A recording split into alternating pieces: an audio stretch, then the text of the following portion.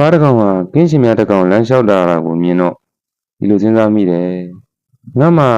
ခြေနှချောင်းလက်နှချောင်းပဲရှိတာလမ်းလျှောက်ရတာခက်ခဲတယ်တခါတလေဘယ်ညာမှပြီးခြေလမ်းနေတော့လွဲနေတတ်သေးတာဒါပေမဲ့ဒီကောင်ကြီးကခြေထောက်တွေမရေမတွက်နိုင်အောင်ရှိနေတာဘယ်လိုများလမ်းလျှောက်တယ်လဲဆိုတာတော်တော်ထူးဆန်းတာပဲသူ့ခြေထောက်တွေသူဘယ်လိုများထိချုပ်လဲမသိဘူးဒါနဲ့ဖားကကင်းချင်မြောက်ကိုသွားပြီးတော့မေးလိုက်တယ်ဒီတော့များတဲ့ခြေထောက်တွေနဲ့မင်းဘယ်လိုလမ်းလျှောက်တာလဲ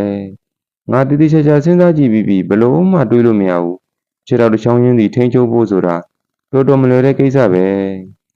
ငါလည်းမွေးကလေးကဒီလိုပဲလျှောက်လာခဲ့တာဒီကိစ္စနဲ့ပတ်သက်ပြီးတကားမှမတွေးဘူးဘာပဲဖြစ်ဖြစ်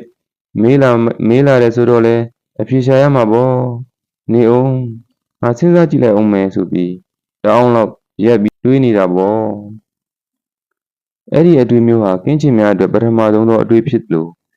ဘယ်ခြေထောက်ကိုအရင်စရှုရမလဲဘယ်ခြေထောက်ကိုကြတော့နောက်မှရှုရမလဲဆိုတာခြေထောက်တွေတစ်ချောင်းချင်းစီနဲ့စမ်းစစ်ကြည့်လိုက်တဲ့အခါခြေလမ်းတွေမှားကုန်ပြီးတော့တက်ချောက်လို့ကိုမရတော့တာကိုယ်ယူကြရတယ်ဖြစ်ကုန်တာပေါ့ဒါနဲ့ဘာကိုပြောတာပေါ့မင်းနောက်တစ်ခါတခြားကင်းချင်များတွေကိုဒီလိုမေးခွန်းမျိုးဘယ်တော့မှသွားမမေးမိပါစေနဲ့ကွာဘာသာဒီပုံစံအတိုင်းလမ်းလျှောက်လာခဲ့တာဘာပြဿနာမှမရှိဘူးအခုမင်းမေးခွန်းကြောင့်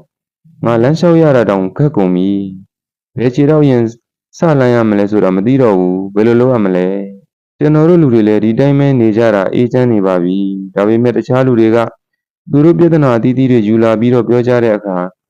ကိုသွားနားထောင်ပြီးသူတို့နဲ့အတူသွားပြီးစိတ်ရှုပ်ခံစိတ်ညစ်ခံနေရရောဘွားကနေလို့ရစားလို့လောင်းငှနေရင်ဘာမှပူလောင်စရာမရှိပါဘူးတခြားသူတွေဘဝကောင်းစားနေတာမြင်ရောဟိုလူတွေကြဒီလိုကောင်းစားနေတာဒီလူကဒီလိုစိန်နေရွှေတွေယတနာတွေနဲ့ပိုက်ဆံတွေအများကြီးချမ်းသာတာအိမ်တွေကားတွေလည်းအရှံပဲကောင်းမလေးချောချောလေးတွေကလည်းရှိနေပြန်ရောဒါတွေကိုမြင်ပြီးတော့ကိုယ့်ဘာသာလျှောက်ပြီးတွေးတော့တာပေါ့နောက်ဆုံးတော့တောကတွေကကိုယ်စိတ်ကိုကူးဆက်ပူလောင်နေတာပါပဲဘယ်သူတွေဘာပြောပြောကိုလန်းကိုမှန်မှန်လေးလျှောက်ကိုလုံးဆက်ရှိတာမှန်မှန်လေးလုပ်သွားပါသူများပြောတဲ့စကားတွေနဲ့လမ်းမမရောက်ပါစေနဲ့မတွေးဝေပါစေနဲ့